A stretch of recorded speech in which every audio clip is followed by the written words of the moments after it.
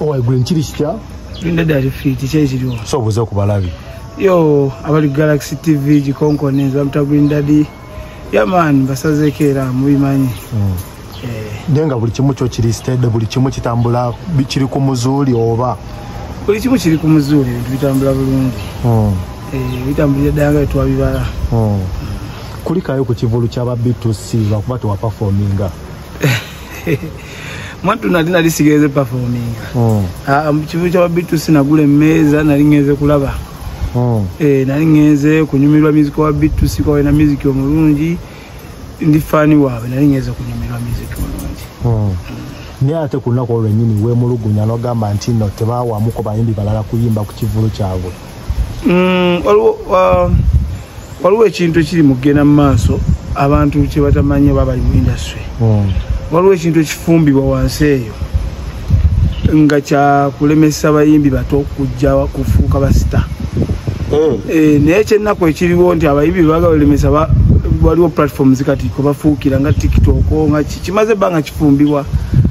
Abaana abakifumba kivaawo eyo. Gye bali abasajja eyo abakifumba. Osegira nga abamu ku bo basajja abeera abategese show ba B2C. Bayina ekintu kye bafumba. Tekiri direct naye otunulira engeri bakikolamu bayina ekintu kye bafumba. Waliwo ekintu ekitokota wansi eyo. Boyogera ku bantu abategese ekivulu kya B2C kuliko Bushington, kuliko Michael Uma. Producer wa Sheyo yenna bayani ekintu kye yakoze. Yaliko producer wa Show Fik Fameka yakikola. Yaliko producer wa Show Spice Diana yakikola. Waliwo ekintu kye bali mu kufumba bali mugezaako okulaba nti abayimbi bana batoto bafuna platform. Oshegedde waliwo abayimbi abamu nga bakulidde ku stage z'abayimbi balala era nga nze omu ku abayimbi nga tukulidde ku stage z'abayimbi balala nti ojja ne bakuwa platform n'oyimba no showcasing ebintu ga yayimba bulungi ga yakola wati aperforminga bulungi. Waliwo abayimbi bangi abakulidde ku stage z'abayimbi za concerts endala z'abayimbi era nga bamu ku bayimbi abo ne Spice Diana mwali bayimbi abakulira ku concert z'abayimbi abalala. Fik Fameka mwali nti bajjanga ne basaba platform ku show z'abayimbi abalala ne bayimba ne ba B2C mwe bali. Oshegedde bulungi. Naye bwe baba basotula meetings ne bateesa nti ati tukkiza abayimbi balala kuyimba n'omuyimbi n'akikkiriza. Chobora nzo this time round when I did you guys I get a producer. A producer bayina ekyabwe kye bafumba nga bo ne katwala fraternity y'abayimbi fe tuli bayimbi. Gwe ng'omuyimbi nawe n'otula n'okkiriza ekintu ekyo kigende mu maaso ng'olaba nga nawe kyo omanyi kye kitegeeza eri upcoming artist. Nti abayimbi nga Uncle Chumi bazaawo ayimba enyimba ze nnungi ku TikTok zitambudde ku mativi abantu bamulaba naye tanakola concert ye nga Uncle Chumi ey'okuyimba ng'obudde buli yakola nga MC. Abayimbi nga Winnie wa Mami bayina obuyimba obulungi. Oshegedde ba Gloria Bugi bayina ennyimba ennungi. Oshegedde ne upcoming abalala bangi abaana bayina obuyimba ku TikTok naye bazze mubatwadde awo mubakaabizza amaziga mufo ba platform performing eri abantu. Oshegedde bulungi. Chosen Blood yaliwo awo alina concert ye esembedde naye ne bagana n'omuwamu wadde dakiika emu ku stage alange concert ye. Oshegedde bulungi nti bw'obanga omanyi nti okulidde ku platform z'abanno okutuuka oweze emyaka 10 celebratinga kuba tooki emabega webuuza ekibuuzo emabega gy'empisa okucelebratinga emyaka 10 biki byempiseemu. Of course waliwo platform ezo ezakuweebwa. Oshegedde noperforminganga nozimba brand yo naye oba tosobodde ku reflectinga mu myaka 10 ng'ekyo tosobodde kiraba. Kitegeeza why are you celebrating 10 years? Tolina nsonga celebrating 10 years. Kwa totegedde era nsonga otuusa otya awo oli celebrating 10 years. Kitegeedde abantu bangi bagambye obagenzi ne bakumma okuyimba omanyi abayimbi abadde baka stage awo abayimbi beetya batya okwogera. Okitegedde mbaddemu kwa abayimbi abatya okwogera bajja gamba sajja bajja kunyiiga. Otegeera abayimbi batya okwogera. Sorry. Naye kyesobola okugamba nti ye time yeno tandika okwogera ku bintu ebigenda mu maaso mu ggwanga. Okitegedde bulungi. Kwaka tuli byakulabirako eri abayimbi abato.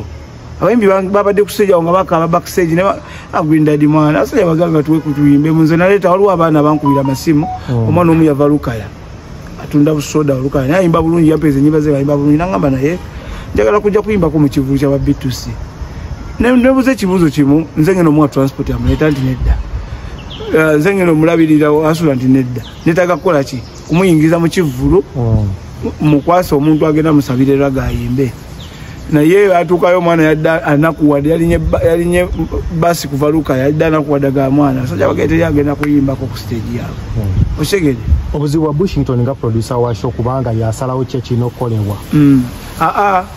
sebo shows bwe ziba zigenda okukolebwa waliwo meeting esooka otuula producer n'abayimbi ne manager w'abayimbi ne bateesa ku biki ebigenda okukolebwa ku show kyali kigenderere ontegedde bulungi kyali kigenderere okulaba nti tebagabaamu platform ku muntu yenna ontegedde nekirala natunulidde B2C mu myaka 10 gyayo B2C yali eyambye muyimbi ki mu myaka 10 egyo yakubye tooki emabega nga teriyo n'ogu genda okola research bonna bayimbi bayimbye nabo B2C badde yeetaaga abayimbi abo ovuki bo ne baweebwa platform y'abayimbi abo bo baali bayambye muyimbi kinga B2C ekireza nti kino bwe kyaleetebwa mu ddiiro tetuwa muyimbi yenna kuyimba B2C yakikubamu stampu kwani oliflectinga mu ngeri gye badde ekolamu emirimu olaba nga kikwatagana bulungi n'ekyakolebwa ku sheeyo bino byonna obyogera naye tubadde tukumanye nga mukwano gwawe ebbanga lyonna nze B2C mikwano gyange ne Bush eyini akozesa omukwano gwange naye bino ebintu tuba tuyogerako nga tuli eyo mu cover naye olaba nga abantu besuulyayo gwa naggamba otegedde kwa ku traffic family ebintu twabyogerako bino era twabigayagaya naye era traffic ogitunuulira batuuka ne baleeta ne bassawo abayimbi batuuka ne bakityako abantu bemulugunya abo backsstage biki ne basuulamuko ku bayimbi ne bayimba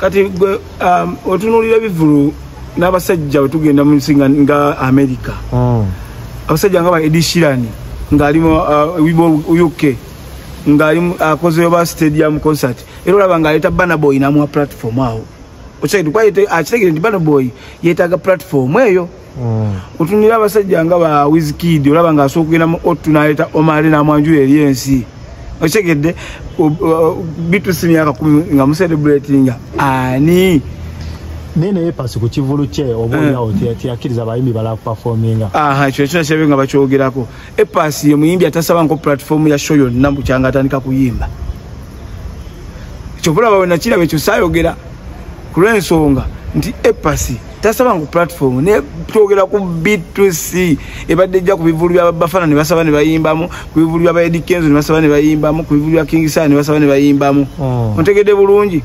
gw'ogamba otamu gwe kyo toyagala muntu asaba kuyimbamu waliwo abaana ba regional artists nga bava mu bitundu ebyenjawulo ebyeggwanga ng'ewaabwe bakabi ng'era ne mushiro ya B2C balina mu bafaani abadde nga mwebali sho yatandise saa 11 ez'olweggulo olya bulungi abaana bakedde ku kivulu ekyo upcoming saa 10 babaddewo ne bakuba miziku aba Nigeria paka saawa nyeeze ekiro B2C ne jana etandika okuyimba obola kuba nti bawamuka abayimbi ku bivulu byabwe byasooka kati nga kiro kyabadde kyabwe nga bo baselebratinga myaka gyabwe ate kyo bali badde baweeramu celebrating 10 years reflection tunula emabega ontegedde bulungi kubanga naawe waliko upcoming nga wogamba saka upcoming ku stage yange waliko upcoming abantu ne bakuwa stage yaabwe nga bo banene kati gwataga upcoming ku stage yo olwokuba celebrating 10 years werabidde omuntu atambula nga takuba tooki gyava aba tamanyi gyalaga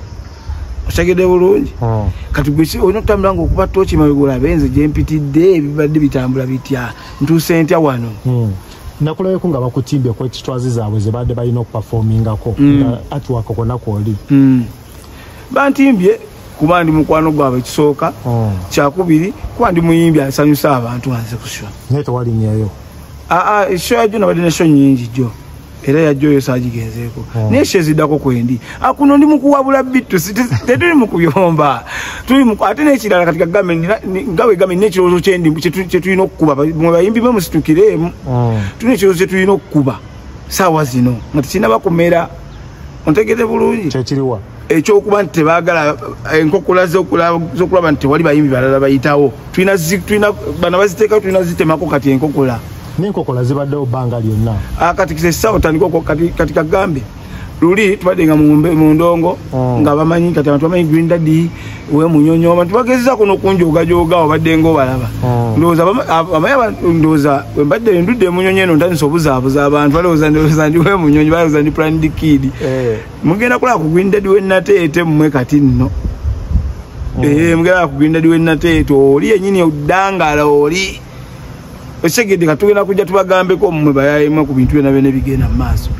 Kwa isawa indasoni utajirwanira kati ebintu binje kintu tutandika nkatulututu nikafuuka ekizimba nekyabika nekifuuke bwa okakana kifuuse kanso kugulu bakutemyeko tetuna kulinda indasoni gitemako magulu ngebadde kansa tugenda tandika kati okujjanjaba kana akazimba akakajjawo buli akola shoka kasanti okujja nga tosa togenda ngotosaba ku platform ya muyimbi yenanga okyali upcoming otuwaddembe Newo obadde ku bivulu by'abayimbi ne kwa platform no yimba oyina okukkiriza ba upcoming bayimbe tugenda kulwanira eddembe lya ba upcoming mu ggwanga lino. Green olinga agamba nti oba oli awo ba B2C tebaagaliza okuba nti bawadde mu bayimbi balala. Kati ekyo kyo kiri ku gye bali ebigendererwa byabwe lwaki nabo bajja kunyutunyonyola ebigendererwa lwaki tebawadde mu bayimbi balala. Nenze nkuba kirowoozo lwaki tebawadde mu bayimbi balala kuba kyabadde kibi.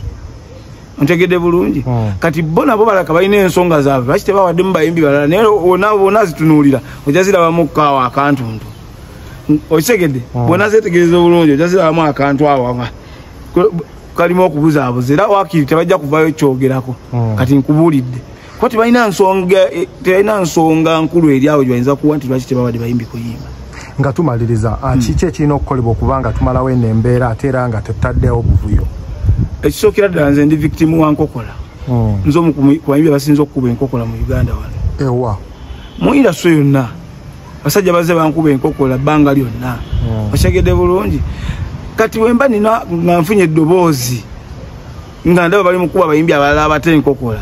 Ndagikozesa kubanga nze tewali yanwanira nerwanako nga nze omuntu nenzibulukukayo gye bali bagala okunsindika.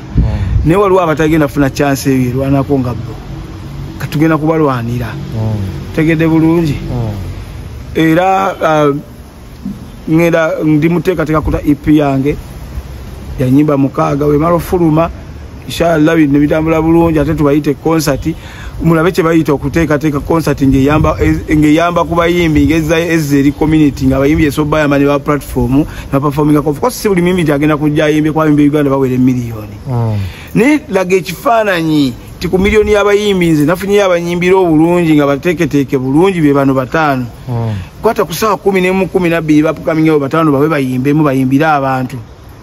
Then jangu nawo showcasing ebintu binga obi plannings. Naye mwese omutulaze nti nno muyimbye mutusukyuse engoye mujjeko buli kimu sound ezikidde mugenze mukyusize engoye mukomyewo eyo time ezidakika 5 ziwemu anko 10 awaji achacha mule ku bantu osegedde kale Green Daddy muleke kuba ya musajja shows abana zote stage si ali awajetaga ennyo utwanenge jina linyamba de kwolo nalize kuvimba muvimbi kunyumirwa chogama nawe wali oyagala bakuwe muko ne batakuwamu nze Green Daddy katika gambe koyo show gambe bwenti nze shows enayimba sikula table airanze ja direct back stage ne show kasitangula table mbanzi ze kutuula kunyumirwa bitu sindi fani wawe nalize kunyumirwa good music because I'm a fan of good music and they do good music.